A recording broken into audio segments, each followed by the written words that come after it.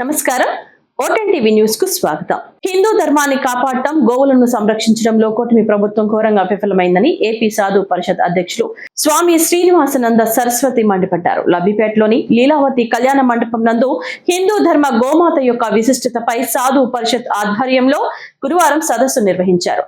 తొలుత ఆయన ప్రాంగణంలో గోమాతకు పూజలు నిర్వహించారు. అనంతరం భక్తులను ఉద్దేశించి వక్తలు ప్రసంగించారు. సమస్త సృష్టికి తల్లి గోమాత అని ఈ సందర్భంగా స్వామి శ్రీనివాసానంద సరస్వతి చెప్పారు.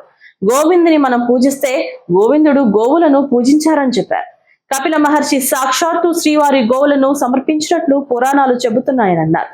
అటువంటి ప్రపంచ ప్రఖ్యాతిగాంచిన తిరుమలలో గోవులకు రక్షణ లేకపోవడం బాధాకరమన్నారు.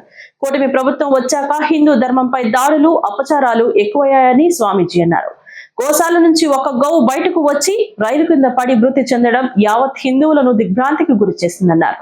అసలు గోశాల సిబ్బంది ఏం చేస్తున్నారు? గోవుల పరిరక్షణకు భక్తులు సమర్పిస్తున్న కోట్లాది రూపాయల నిధులు ఏమవుతున్నాయి?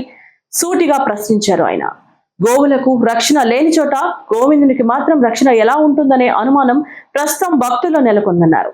ప్రతి నెల సగటున 15 గోవులు మృత్యువాత పడినట్లు టీటీడీ ఈఓనే వెల్లడించారని, ఇది మన రాష్ట్రానికి, దేశానికి అరిష్టం కాదా అని మండిపడ్డారు. ఈ ప్రభుత్వం వచ్చాక గోవులను కూడా సంరక్షించుకోలేని దయనీయ స్థితిలో టీటీడీ ఉందని, ఆవులు మరణిస్తే కనీసం శాంతి హోమం కూడా నిర్వహించడం లేదన్నారు. పైగా గోవుల్ని ఒకేసారి వృద్ధాప్యానికి వచ్చి మరణించాయని చెబుతుండడం విడ్డూరంగా ఉందన్నారు. అసలు గోశాలలో ఎన్ని గోవులు ఉన్నాయి, అందులో ఎన్ని వృద్ధాప్య దశలో ఉన్నాయో ముందు వెల్లడించాలన్నారు. తిరుచానూరు అమ్మవారి ఆలయ సమీపంలో అగ్ని ప్రమాదం జరగడం చూస్తుంటే అక్కడ భద్రతా వ్యవస్థ ఏ విధంగా ఉందో అర్థమవుతుందన్నారు.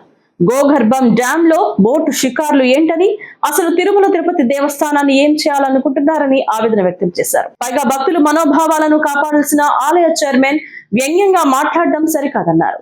తిరుమల గోశాలలో గోవులు మృత్యువాత పట్టంపై భక్తులకు అనేక అనుమానాలు ఉన్నాయని, కనుక కేంద్రం తక్షణమే జోక్యం చేసుకుని నిష్పక్షపాతంగా దీనిపై విచారణ జరిపించాలని డిమాండ్ చేశారు. అలాగే హిందూ ధర్మ పరిరక్షణకు ఇటువంటి సదస్సు నిర్వహించిన మల్లాది విష్ణుకి ప్రత్యేకంగా కృతజ్ఞతలు తెలియజేశారు. కూటమి ప్రభుత్వంలో తిరుమలలో రోజుకో వివాదం తెరపైకి వస్తోందని ఆరోపించారు. కనుక తిరుమల తిరుపతి దేవస్థాన ప్రక్షాళన అలిపిరి నుంచి జరగాలన్నారు. గోపూజ ముక్కోటి దేవతల పూజ ఫలంతో సమానమని స్వామీజీ అన్నారు. హిందూ ధర్మంలో గోమాతకు తల్లి స్థానం ఇచ్చారని, అందుకే గోవును గోమాత అంటారని అన్నారు. సకల దేవతా స్వరూపులైన గోవుల సంరక్షణకు ప్రతి ఒక్కరూ ముందుకు రావాలని పిలుపునిచ్చారు. అలాగే ప్రతి జిల్లాలోనూ టీటీడీ ఆధ్వర్యంలో గోశాలను నిర్మించాలని డిమాండ్ చేశారు. కార్యక్రమంలో జ్యోతి స్వరూపానంద స్వామీజీ, పూర్ణానంద స్వామీజీ, శివ స్వామీజీ, శ్యామలానంద స్వామీజీ, లక్ష్మీ శివానంద స్వామీజీ, సత్య జ్ఞానానంద స్వామీజీ, ఆత్మానంద లహరి స్వామీజీ, సత్యనారాయణ స్వామి, భక్తులు పెద్ద సంఖ్యలో పాల్గొన్నారు.